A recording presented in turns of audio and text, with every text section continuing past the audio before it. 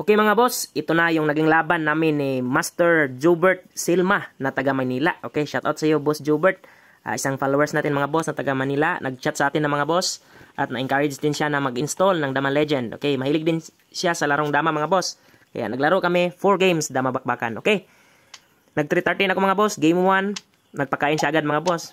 Parang gusto ng practical Sige, sinabayan natin mga boss. Nagpakain agad.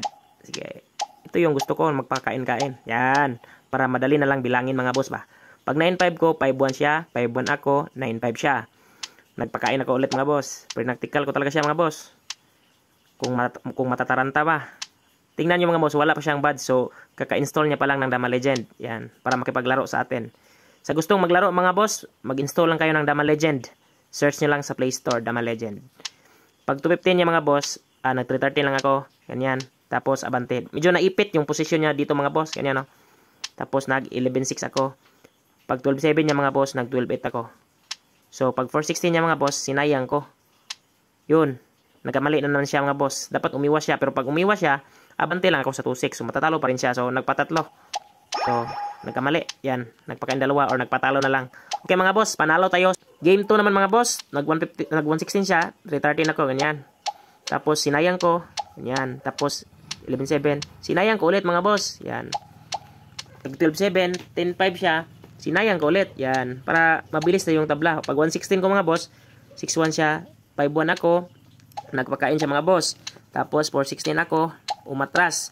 Pag 1.15 ko mga boss, 7.3 siya, 9.5 lang ako, nagpakain mga boss. Tapos nagpakain din ako. Yan. Pag 12.7 niya, 8.3 lang. Tapos 7.2 siya, 5.1. Pag abante niya mga boss, umatras ako. 1.15 siya, 7.3 ako. Pag 11.6 niya mga boss, sinayang ko, sumabay na. So, draw. Draw yung naging game 2 mga boss. Game 3 naman mga boss. Joker naman yung ginamit ko. Baka sakaling malito si Boss Jobert. Nag 116. Nag 16.13 ako. Ganyan. Nag-real siya mga boss. Tapos 115 ako. Pinakain. So, tama talaga. Pag 5.1 ko mga boss, sumingit siya. Tapos 16.4 siya. 9.5. Pag 5.4 niya mga boss, 5.1. Pag 9.5 niya, abanti ako sa 15.14. Pinakain niya mga boss. Tapos 115 ako. Pag 5.1 niya, umatras muna ako mga boss para makaporma ako. Pag 7.2 niya mga boss, 115 lang. Pag 12.8 niya mga boss, sinayang ko. Yan. Tapos, nag-cover siya. Umiwas lang ako. Medyo naipit na naman sa posisyon mga boss. Tingnan nyo, nagpakain na lang oh. Medyo na-blunder ba or nagkamali or naratol. Yan oh. So lugi na siya ng maraming lugi mga boss. Dalawa. Dito mga boss, nagawa ko na exhibition mga boss. Tingnan nyo. Pag 7-3 niya, nag-3 lang ako.